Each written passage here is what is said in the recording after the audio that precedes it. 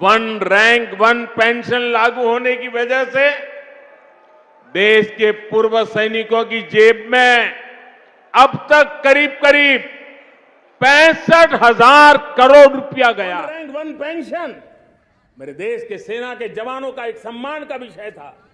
70,000 करोड़ रुपया भारत की तिजोरी से आज पहुंचा है। आदाब, नमस्कार, सत श्री अकाल। मैं अब्दुल कलाम, आप देख रहे हैं द कलाम न्यूज। पूर्व सैनिक वन रैंक वन पेंशन के लिए 78 दिनों से जंतर मंतर पे बैठे हुए हैं। कल 15 अगस्त थी। प्रधानमंत्री जी ने पूर्व सैनिकों के लिए कहा कि वन रैंक वन पेंशन उनको दे दिया गया है। अगर उनको दे दिया गया है तो 178 दिनों से धरना प्रदर्शन ये कौन लोग कर रहे हैं? ये देश के पूर्व सैनिक है या कोई और लोग हैं? आइए बात करते हैं गोपाल कृष्ण जी से, पूर्व सैनिक। जी सर, आपका चैनल को मेरा नमस्कार। जो अफसोस की बात है, कल लाल किला में हमारा प्राइम मिनिस्टर ने जो ऐलान कर दिया है OROP हम लोगों को दी है।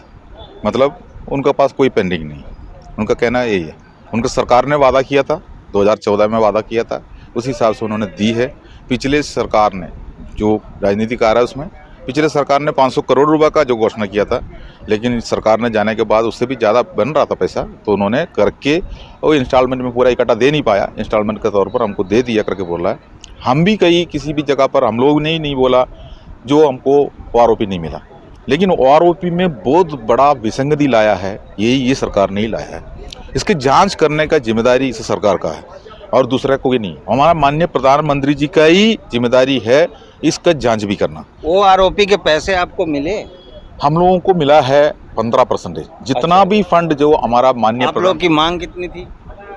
जो माननीय प्रधानमंत्री जी ने जो फंड निकाला है OROP के नाम पर, OROP सिर्फ आतरेज सिपाही से लेकर सूबेदार मेजर रैंक तक का ही है। उसका आगे के लिए किसी को उसके लिए आतरेज नहीं है। हिंदुस्तान के अंदर किसी भी डिपार्टमेंट में भी आतरेज नहीं है। इसलिए आतरेज नहीं है जो उन्होंने 60 साल की उम्र में पेंशन आता है, लेकिन जो कम उम्र में आता है वो मजबूरी में आना पड़ रहा है। सेना में युवा चाहिए, उसकी वजह से हम लोगों को मजबूरन अपना सेना का सर्विस छोड़ना पड़ता है। जो उसी की वजह से हम लोगों को बाहर आने के बाद हमारा सैनिक कल्याण के द्वारा यानी पुनर्वास का द्वारा हमको जो हमारे लिए पुनर्वास भी दिया जाता है। लेकिन ये सब टप है। किसी भी जगह पर हम लोगों का कोई भी बात नहीं सुनते हैं, तो बाहर आने के बाद हमको अपना पेंशन से गुजारा करना पड़ता है। माननीय प्रधानमंत्री जी को मैंने एक कैलकुलेशन बताना चाहता हूँ। जो सेना का साथ में प्रधानमंत्री जी खुद जाके बॉर्डरों में जाके मिठाई खाता है, हमारे साथ में खाना भी खाया हुआ है। हम तहे दिल से बिल्कुल धन्यवाद करता हूँ। वो बिल्कुल अच्छी जो एक प्रधानमंत्री है, इसका पहले किसी प्रधानमंत्री ने ऐसा नहीं किया, तो हम लोग गर्व है इस पर। लेकिन हम उनको ये भी कहना चाहता हूँ, जिसके साथ में वो खाना खा रहे थे, जिसके साथ में वो फोटो खींच रहे थे, जिसके साथ में वो वीडियो बना रहे थे, उन लोगों का दुख दर्द भी वो थोड़ा जानने का कोशिश करना चाहिए था। एक तो जिस जगह पर वो गया है उस जगह पर जवान और जैसी गुलामी में रहता है, जो कि वहाँ पर जो ब्रिटिश काल में बना के गया हुआ वही 1911 का जो सेना का कानून उस जगह पर मौजूद है। उसको ऊपर जानने का कोई कोशिश अभी तक 10 साल हो चुका है, हमारा सरकार ने, हमारा माननीय प्रधानमंत्री जी ने उसका सूद लेने का भी कोशिश नहीं की, जो कि हम लोगों ने हर मेमोरेंडम में इसका बारे में भी लिख के भेजा गया है। सरकार को पता है, माननीय प्रधानमंत्री जी को भी इसके बारे में जानकारी है। दूसरी बात यह है,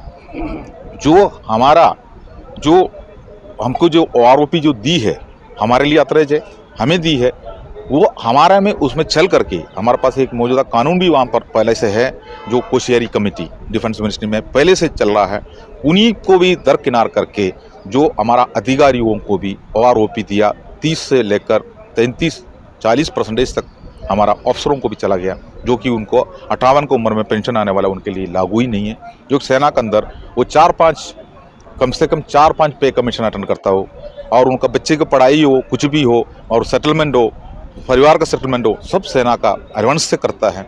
ये सब कुछ होने के बावजूद भी हम लोग कम उम्र में आने के बाद हमारा पेमेंट जो होता है उसमें जो बेसिक जो होता है उसका आधा देता है, हमारा हाथ में आधा बन जाता है। जैसे हमारा 38 की उम्र में, जैसे मान लो मेरा उम्र 38 है, जो हम लोग 90% लोग आता है 38 की उम्र में, तो हमारा पेमेंट जो है मान लो 10,000 रुपये होने से 5,000 बन जाता है पेंशन में।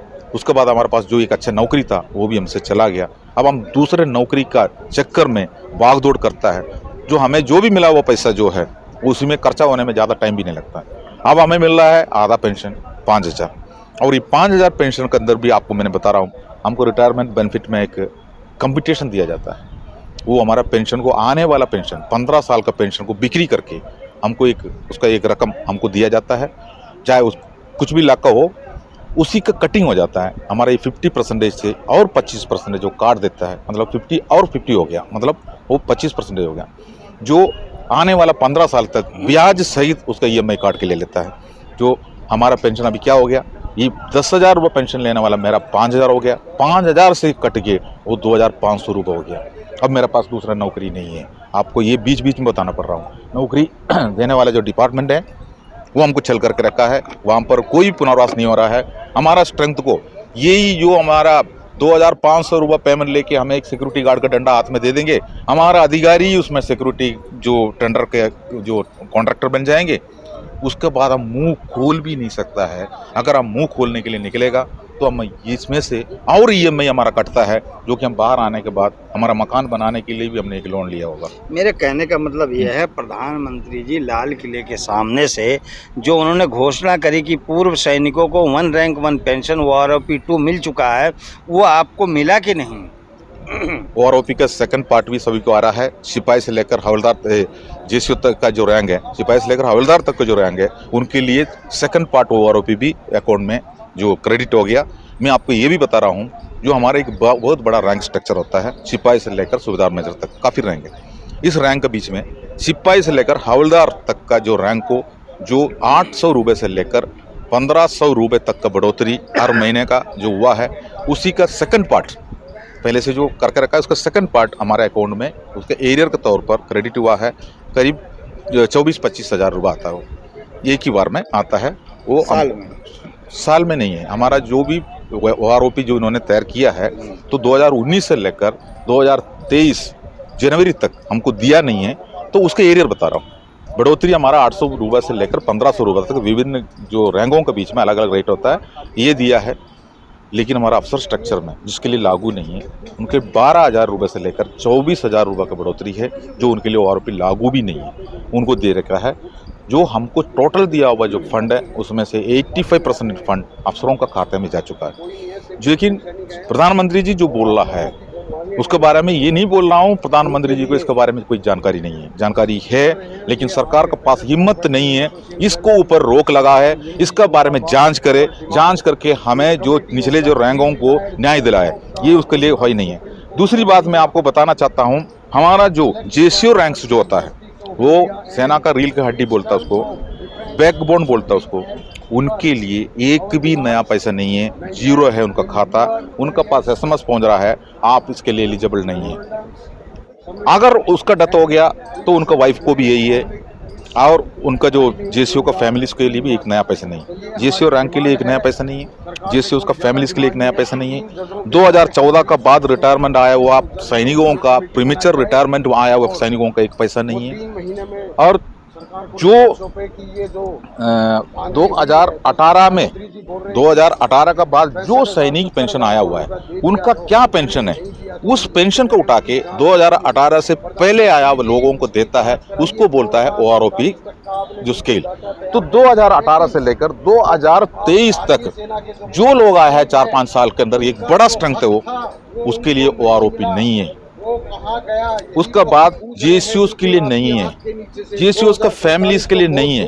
दी है सिपाही से लेकर हवलदार तक के एक छोटी सी वर्ग को, जो 28 लाख और 7 लाख वीर नारी, 35 लाख के आसपास में हमारा स्ट्रेंथ है। इसमें उन्होंने कितना लोगों को दिया पैसा? 65,000 करोड़ बता रहा है। किसको दिया? जो अफसरों को लागू नहीं है उनको दी है। उसी का विसंगति के ऊपर हम लोगों ने यहाँ जंतर मंतर में, जो हम लोग 175 दिन से भी ऊपर हो चुका है, 6 महीने होने वाला है, हम लोग यहाँ से सरकार को मेमोरेंडम दी है, कई माध्यम से दिया हुआ है।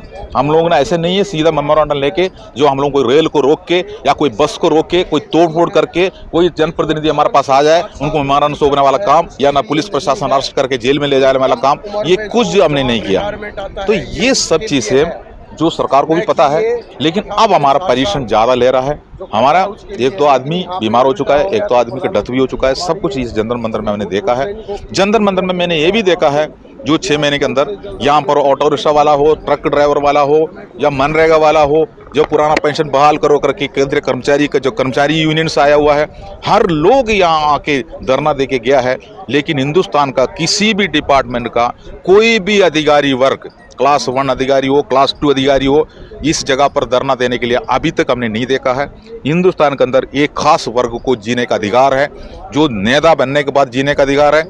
इसलिए 2024 में कौन नेता बनना है, कौन नेतागिरी में जाऊं, इसी के पीछे बागदौड़ चल रहा है, टांग खींचदानी उसी के पीछे हो रहा है। हर डिपार्टमेंट में यही हो रहा है। इसका फायदा सरकार उठा रहा है, अपना निमन उनको लगा कर रखा हुआ है, जो उनको लालच दे के रखा है। ऐसा भी कुछ जैसे जवान हमारा साथ में छल करने में लगे हैं, लेकिन हमारा आसानी से काम हो सकता है। मैं आपको एक बात बता रहा हूँ, हमारा फेडरेशन ऑफ वेटरन एसोसिएशन का जन्म यहाँ पर हुआ है, इस जगह पे हुआ है, ये पहले से नहीं था। इसमें हम लोगों ने बायलॉज रखा है। बायलॉज ये है, जिसके अंदर राजनीतिक नहीं होना चाहिए, अफसर नहीं होना चाहिए।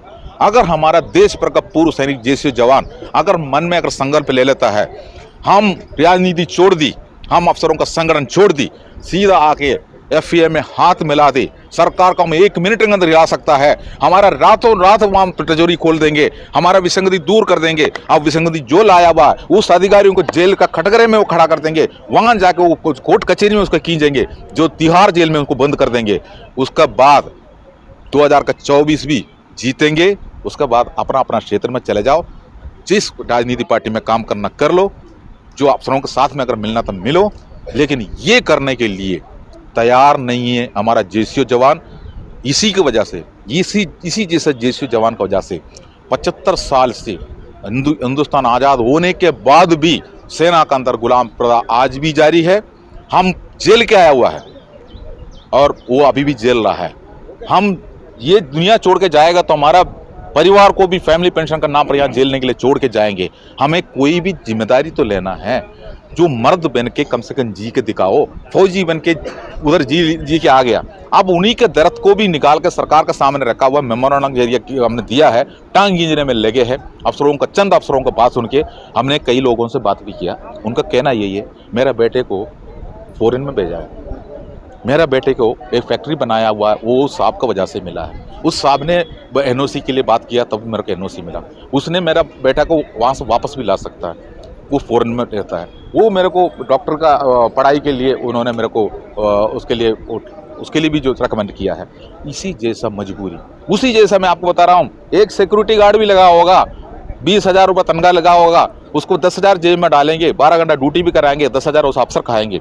उस बंदा भी मजबूर है। उस साहब ने मेरे को नौकरी दिया है।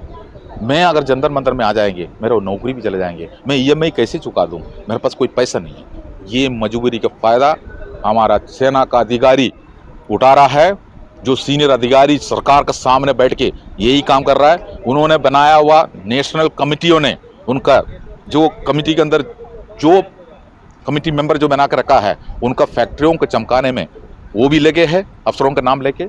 ये सब कुछ होने की वजह से गुलाम प्रथा आज भी जारी है। हमारा आरोपी के ऊपर निर्णय भी नहीं हो रहा है। इसलिए प्रधानमंत्री जी ने इसी जैसा ऐलान कर रहा है।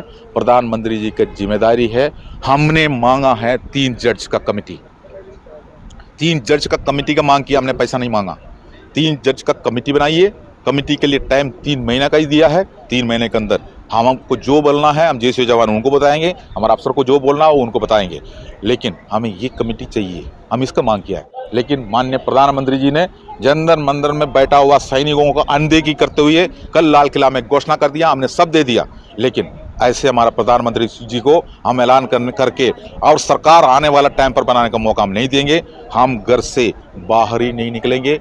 हम वोट डालने के लिए हमारा JCO जवान बाहर नहीं निकलेंगे, और अगर किसी ने निकल भी गया हम नोटा का बटन दबाएंगे। प्रधानमंत्री जी ने कल वादा किया लाल किले से कि क्या नाम, पूर्व सैनिकों को 1 रैंक 1 पेंशन दे दिया गया। देखिए आप, मुजवानी गोपाल कृष्ण जी पूर्व सैनिक हैं, इन्होंने कहा जो कुछ मिला एरियल था, वो 24,000 रुपये हमारे जो मिलते हैं। आपको क्या लगता है? कमेंट बॉक्स में ज़रूर बताएं। जय हिंद, जय भारत।